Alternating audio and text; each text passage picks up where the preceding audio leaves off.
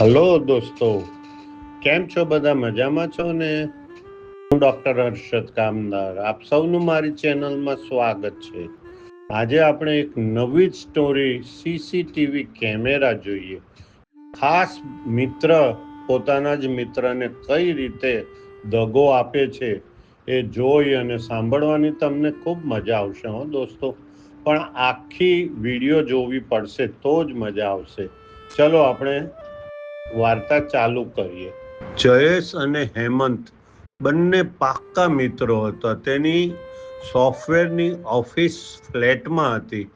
એમાં જયેશ હેમંતને પૂછે છે કે તું છેલ્લા કેટલાક વખતથી ડિપ્રેસ કેમ લાગે છે?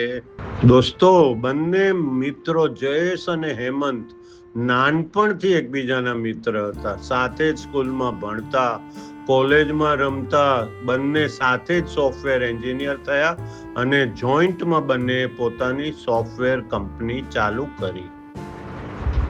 બીજા જ વર્ષે હેમંતના લગ્ન સુંદર અને દેખાવડી હેમા સાથે મા બાપની ખુશીથી અને એરેન્જ મેરેજ થયા. શરૂઆતનો થોડો સમય તો બંનેના લગ્ન જીવન આનંદમાં ગયું. હેમા હેમંત સાથે પ્રેમ કરતી અને બંને એકબીજાના પ્રેમમાં ગળાબૂડ થઈ ગયા હતા.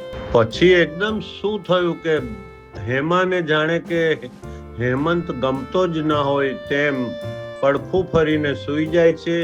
હેમંત જાણે કે એકલો પડી જાય છે. હેમંત ચિંતામાં પડી જાય છે કે આ હેમાને થયું છે શું? બંનેના સંબંધોમાં ધીરે ધીરે દરાર પડવા લાગી. થોડા વખત પછી અચાનક હેમંતને હેમાના વર્તનમાં ફેરફાર લાગ્યો. હેમા ફરીથી શૃંગાર કરતી, સજી ધજીને તૈયાર થઈ જતી.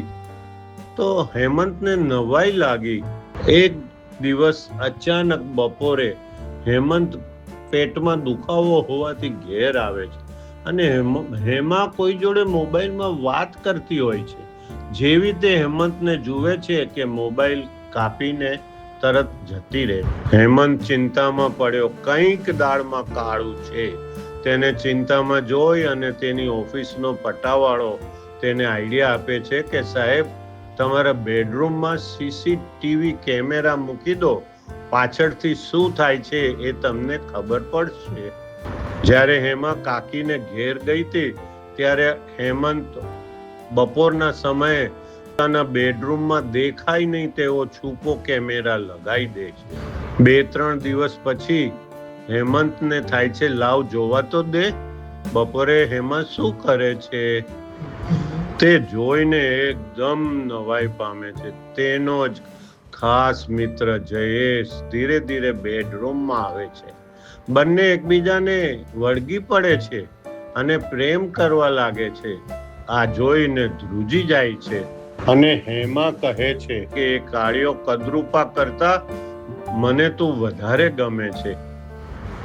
છેલ્લે હજુ તો હેમંત સીસીટીવી કેમેરા બંધ કરી રેડિયો ચાલુ કરે છે અને અચાનક ગીત ચાલુ થાય છે. કોઈ હમદમ ન રહા, કોઈ સહારા ન રહા. અને હેમંતને લાગે છે કે જિંદગીમાં હવે મારે પણ કોઈ સહારો રહ્યો નથી. ખાસ મિત્ર જયેશે જ મને દગો કર્યો છે. આપ સર્વને જો આ વાર્તા ગમી હોય તો મારી ચેનલ સબસ્ક્રાઇબ કરો અને તેને લાઈક કરવાનું ભૂલશો નહીં.